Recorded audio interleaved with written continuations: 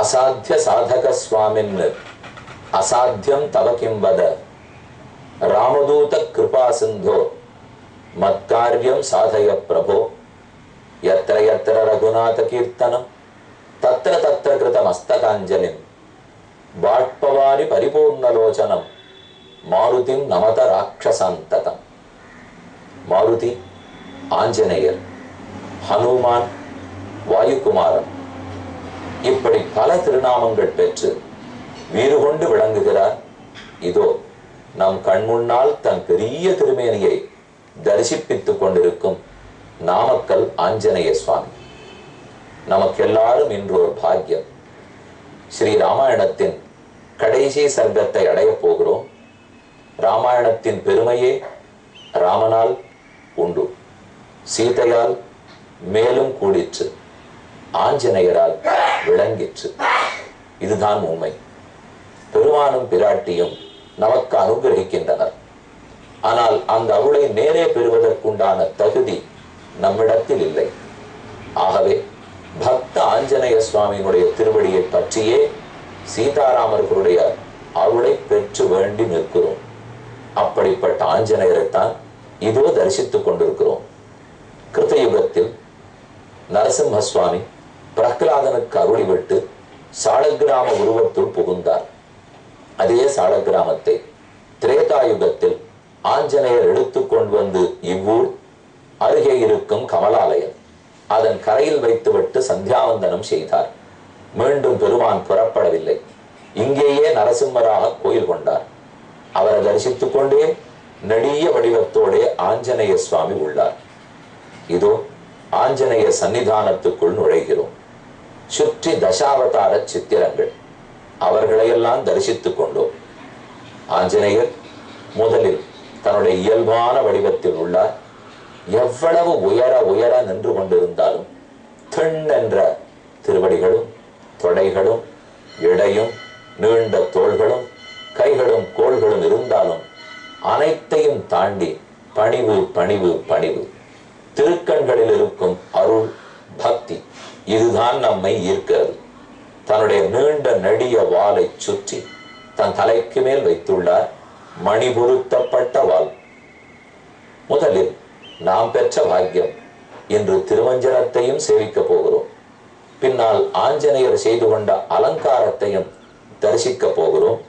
இதோ சுவாமி திருமேனியில் இருக்கும் ஆடை, வஸ்திரம், ஆபரணம் ஆகியவற்றையெல்லாம் களைந்தனர். இப்போது திருமஞ்சனத்துக்கு தயாராகிறார்கள். சுவாமி வடை மாலை சாத்திக் கொள்ளுகிறார். எத்தனை வடைகள் தான் பண்ணுவார்களோ, எவ்வளவு நீளமாகத்தான் சாத்திக் கொள்ளுவாரோ. 108 வடைகள் கேள்விப்பட்டிருக்கிறோம். அது இவர் கையில் வளையலாக போட்டுக் கொள்வதற்கு கூட போராது போலும். இவர் இருக்கும் உயரத்துக்கு 108, 516, 1008 வேண்டாமா? அவ்வளவு நீண்ட வடை மாலை தரித்துக் கொண்டிருக்கிறார். மாலையோடு சேவித்தோம். ஓர் சமயத்தில் 1000 பக்தர்கள் இவருடைய பிரசாதத்தை பெற முடியும். இவர் திருமேனி சம்பந்தம் பெற்ற வடையை பெற்றோமானால் அது வெறும் வடை அல்ல, ராம பக்தியை தோய்த்து கொடுக்கப்பட்டிருக்கும் சிறந்த அருள் பிரசாதம். அதை பெற்றோம். அடுத்து வடை மாலையும் களைந்து விட்டனர். இதோ சுவாமி திருமஞ்சனத்துக்கு அபிஷேகத்துக்கு தயாரானார். நீண்ட திருக்கோலம். எப்படி திருவபிஷேகம் பண்ண முடியும்? அவர் தலையில் எப்படி நீர் சேர்க்க, பால் சேர்க்க, எத்தனை வேணும், எத்தனை இருந்தாலும் பெரியோர்களுக்கு அது எளிதாக போகிறது. நமக்கு பார்த்தால் மலைப்பாக இருக்கும். ஆனால் இதுவேதான் மலையை தூக்கினவருக்கு வழக்கம் போலும். கோவர்தனகிரிதாரியும் மலை தூக்கியவர். அவர் அருள் பெற்றவனான இதோ ஆஞ்சநேயர், இவரும் மலையை தூக்கியவர். சித்திரக்கூட்ட மலையிலே எழுந்துருளி இருந்தவன் ராமன். உயரமான வடிவத்தில் அவருடைய திருமுடிக்கு பக்கத்தில் பலகை போட்டிருக்கிறார்கள். அங்கு நின்று கொண்டுதான் திருமஞ்சனம் நடக்கிறது. முதலில் எண்ணெய் காப்பு திருமஞ்சனம். நிரம்ப எண்ணெயை திருமேனியில் தடவிக் கொள்ளுகிறார். அவர் ஆற்றி இருக்கிற செயலுக்கு குளிர குளிர நாம் எத்தனை தடவை எண்ணெய் சமர்ப்பித்தாலும் தகும். ஒரு சின்ன வேலை முடிவதற்குள் கொதித்து போகிறோம் நாம். ஆனால் அனைத்து செயல்களையும் முடித்தும் குளிர்ச்சி மாறாமல் இருந்தவர் ஆஞ்சநேயர். எண்ணெய் காப்பு முடிந்தது. மறுபடியும் நிரம்ப தீர்த்தத்தை சேர்த்து எண்ணெய் பிசிக்கை கழித்தனர். அடுத்து பஞ்சாமிர்தம். அவர் பேச்சே அமிர்தம்தான், அவர் பார்வையே அமிர்தம், செயல்களே அமிர்தம். அவர் பேச்சோ தேன் போன்றது, அவர் உள்ளமோ சர்க்கரை வெள்ளப்பாகு போன்றது. அவர் செய்யும் காரியங்களோ வாழைப்பழம் வழுக்குவதற்குள் செய்து முடித்து விடுகிறார். ஆகவே அது அத்தனையும் சேர்த்து பஞ்சாமிர்தம். அது முடிந்தவுடன் சந்தனக்காப்பு திருமஞ்சனம். சந்தனம் அரைத்து பூசும் சாந்தி என் நெஞ்சமே என் ஆழ்வார் பாடியபடிக்கு தன் நெஞ்சையே சந்தனமாக ராமனுக்கு ஈந்தவர் ஹனுமான். அவருக்கு நாம் சந்தனம் சாத்தி மகிழ்கிறோம்.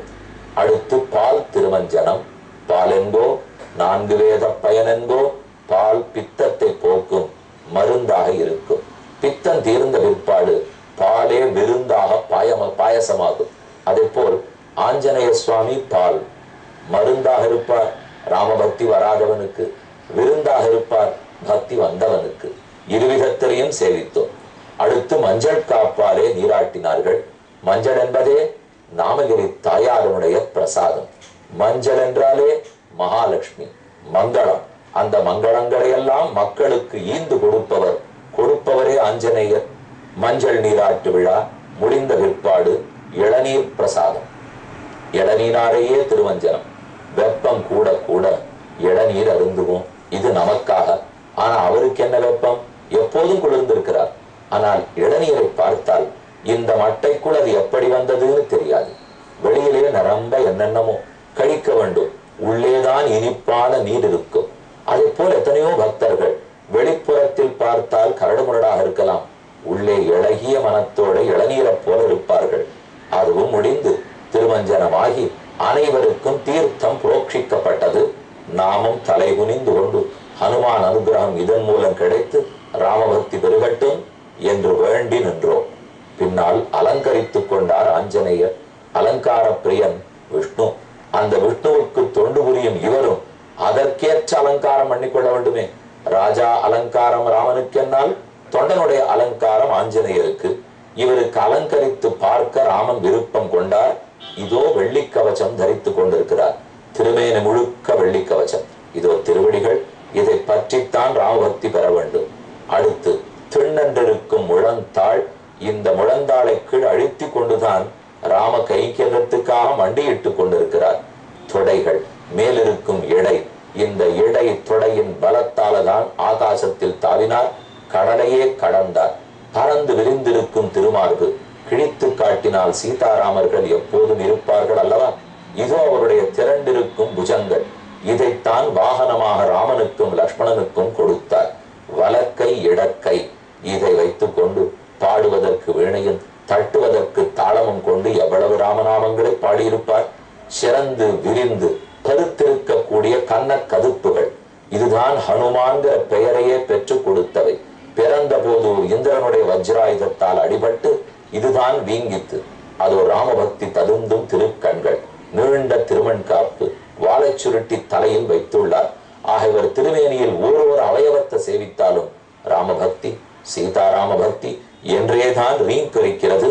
இன்று ஆஞ்சநேயரை நாமக்கல்லில் தரிசித்துக் கொள்ளும் பாக்கியம் பெற்றோம்.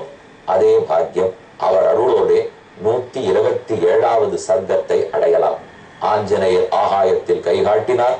அங்கு ராமன் வந்தான். நல்ல வேளை வந்தான். இல்லை என்றால் பரதனை சமாதானப்படுத்தி இருக்க முடியாது. ஐயன் வந்தனன், ஆரியன் வந்தனன், மெய்யின் மெய் அன்ன நின் உயிர் வீடினால் உன் உயிரே அவன் தானே பரதா, அது வந்துவிட்டான், இனி நீ கவலைப்பட வேண்டாம். அப்போதே வால்மீகி கூறினார், விமானம் புஷ்பகம் திவ்யம் மனசா பிரம்ம நிர்மிதம் ராவணம் பாந்தவை சார்த்தம் ஹத்வாலப்தம் மகாத்மனா. இந்த புஷ்பக விமானம் பிரம்மாவாலே சமைக்கப்பட்டது. ராமன் ராவணனை முடித்த பிற்பாடு அது அவன் வசம் வந்திருக்கிறது. அதில் தான் வருகிறார். தருணாதித்ய சங்காசம் விமானம் ராமவாகனம். பார்த்தாலே சூரியன் உதித்தால் போல இருக்கிறது பார். அங்குதான் சீதாதேவியும் எழுந்தருளி உள்ளார். ததோ ஹர்ஷ சமுத்பூத நிஸ்வனோ திவமஸ்பிருஷத் ஸ்திரீபால இவ விருத்தானாம் ராமோயதனிதி கீர்த்ததே. ராமோயம், ராமனிவன், ராமனிவன். கிழக்கிற எல்லா மக்களும் எதிர்பார்த்தனர். ராமனுடைய ஒரு துளி முகம் தெரிந்தவுடன் அவன் திருவடிதான், சீததான், லக்ஷ்மணன் தான் என்று தெரிந்த உடனே கீழிருக்கிற குழந்தைகளிலிருந்து வயதான கிழவர் வரை வேறுபாடு இல்லாமல் நம் ராமன், நம் ராமன், ராமன் வந்தான் வந்தான் என்ன ஆனந்த கூத்தாடினர். பிராஞ்சலி பரதோ பூத்வா பிரகிருஷ்டோ ராகவோன்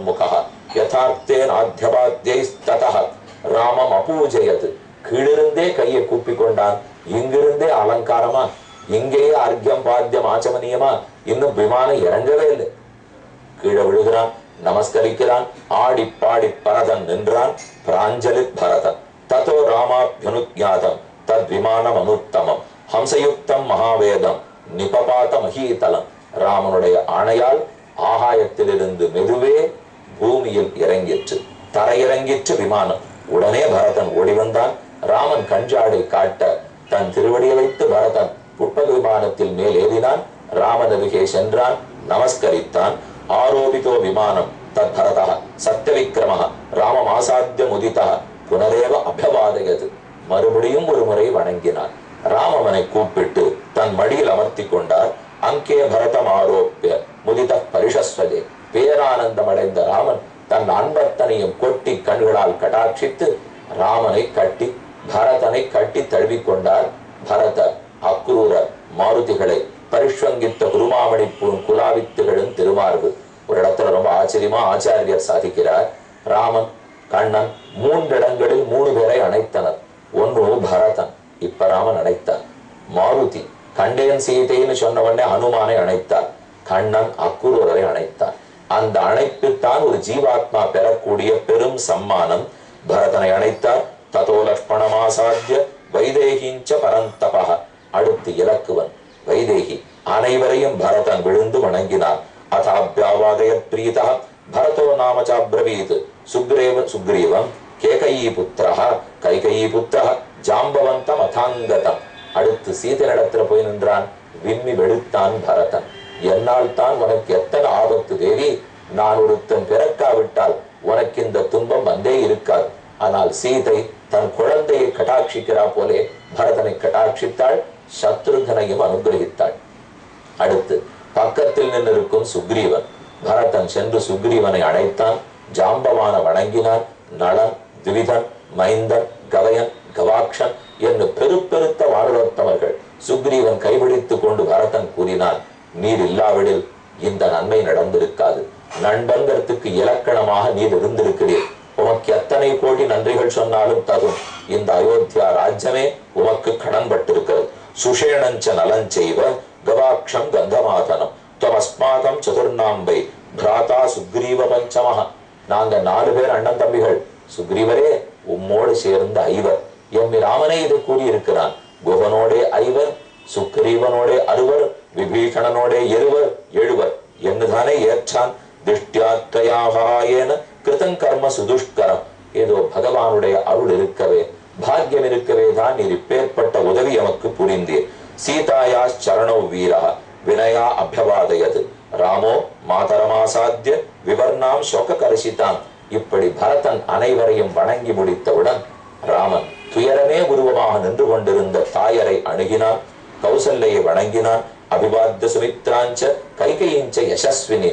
சுமித்திரையை நமஸ்கரித்து கௌசல்யினிடத்தே விடைபெற்று அடுத்து கைகையும் நமஸ்கரித்தான். மக்கள் 1000 பேர் 1000 தாமரகளை போல முகம் தெரிந்ததால் சூரியன் முகத்தை கண்டால் தாமர மலரும். ராமன் தான் சூரியன், ராமன் தான் சந்திரன். கண்ட தாமரையை போல் மக்கள் மலர்ந்தனர். தான் நெஞ்சலி சஹசிராணி பிரகிரஹீதானி நாடரைஹி வியாகோஷானிவ பத்மானி ததர்ஷ பரதாக்ரஜா பாதுகே தேது ராமஸ்ய கிரஹீத்வா பரதஸ்வயம் சரணாபியாம் நரேந்திரஸ்ய யோஜயாமாச தர்மவித். காத்திருந்தா போலே பரதன் 2 பாதுகைகள், ராமனுடைய திருவடிகள் பாதுகைகள், அந்த 2ஐயும் தன் தலையால் தரித்துக் கொண்டான். ராமன் அருகே வந்தான். அவர் திருவடிகளுக்கு சமர்ப்பிக்க அவர் அதை பூட்டிக் கொள்ள சாத்திக் கொள்ள அப்போது பரதன் கூறினான், பாதுகையின் திரும்ப சமர்ப்பிக்கிறேன். என்னிடத்தில் பொறுப்பாக நீ ஒப்படைத்து வைத்திருந்த ராஜ்யத்தை 1ஐ விட 10 மடங்காக பெருக்கி இருக்கிறேன். அதையும் ராமா திரும்ப உன்னிடத்திலேயே சமர்ப்பிக்கிறேன் என்று சொல்லி தழுதழுத்துக் கொண்டு பரதன் நிற்கிறான். இன்றெல்லாம் நின்று கொண்டிருக்கட்டும். இனி நாம் அடுத்த நாள் சந்திக்கும் போது ராம பட்டாபிஷேக சர்க்கத்தை அடைய போகிறோம். நாமக்கல் ஆஞ்சநேயரிடத்தில் விடைபெற்று புறப்படுவோம்.